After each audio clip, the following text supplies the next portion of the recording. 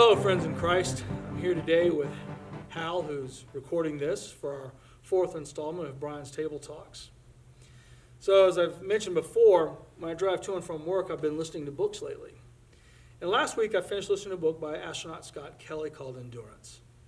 Now, Scott Kelly has a couple of space shuttle missions and a couple of missions where he went to the space station. His last mission to the space station, the International Space Station, he was up there for a full year. And I was listening to his book, and he was actually reading it, which is really neat. And I got to thinking, so he was on that space station for a year. That means in 1 year he saw 13 different people. He couldn't go to the park. He couldn't go to the store. He couldn't go to the bookstore. Anything he got had to be sent to him. I thought it was kind of interesting to be hearing that story in our current context of social distancing. Well, at the end of his book, and I'm going to share this for about a page and a half, he talks about the things he's learned from all of his years in spaceflight. So I'm going to read this page and a half to you, and then I'm going to share something. Scott writes, "Personally, I've learned that nothing feels as amazing as water. The night my plane landed in Houston, I finally got to go home. I did exactly what I've been saying all along I would do. I walked in the front door, walked out the back door, and jumped into my swimming pool, still in my flight suit. The sensation of being immersed in water for the first time in a year is impossible to describe. I'll never take water for granted again."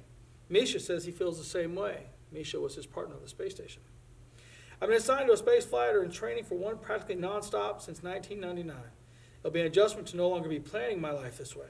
I have a chance to reflect on what I've learned. I've learned that I can be really calm in bad situations. I've known this about myself since I was a kid, but it has definitely been reinforced. I've learned to better compartmentalize, which doesn't mean forgetting about feelings, but instead means focusing on the things I can control and ignoring what I can't. I've learned from watching my mother train to become a police officer that small steps add up to giant leaps. I've learned how important it is to sit and eat with other people.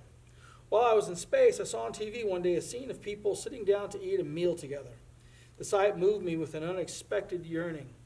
I suddenly longed to sit at a table with my family, just like the people on the screen, gravity holding a freshly cooked meal on the table's surface so we could enjoy it. Gravity holding us in our seats so we could rest. I had asked Amiko, his girlfriend, to buy a dining room table. She did, and sent me a picture of it.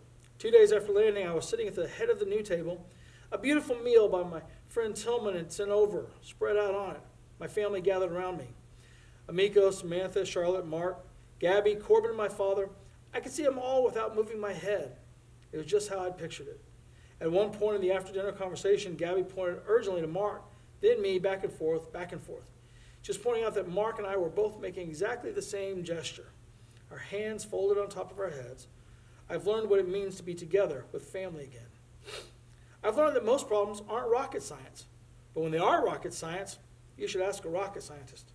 In other words, I don't know everything, so I've learned to seek advice and counsel and to listen to experts.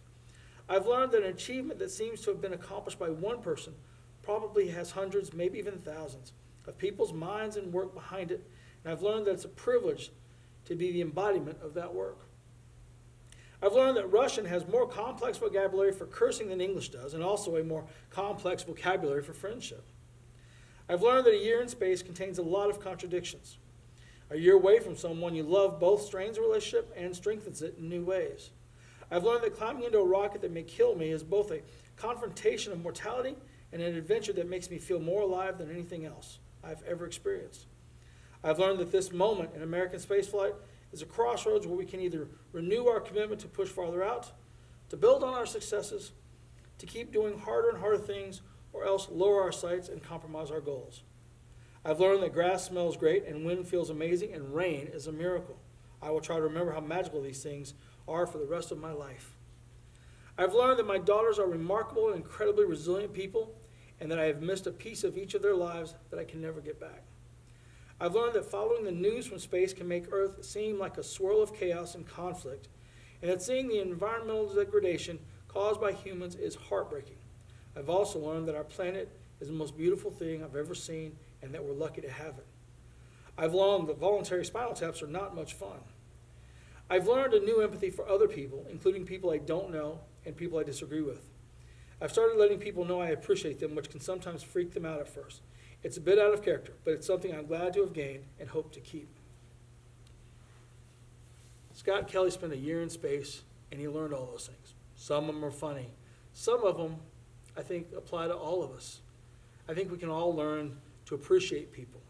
Certainly nowadays, we're learning to appreciate the medical staffs even more. We're learning to appreciate the grocery clerks more. We're learning to appreciate the mailman, the Amazon delivery, the UPS delivery, the FedEx delivery people more. I think we're learning to appreciate family. The other night I played a family game with two of my daughters who couldn't be at the house. We're learning to appreciate the outdoors more.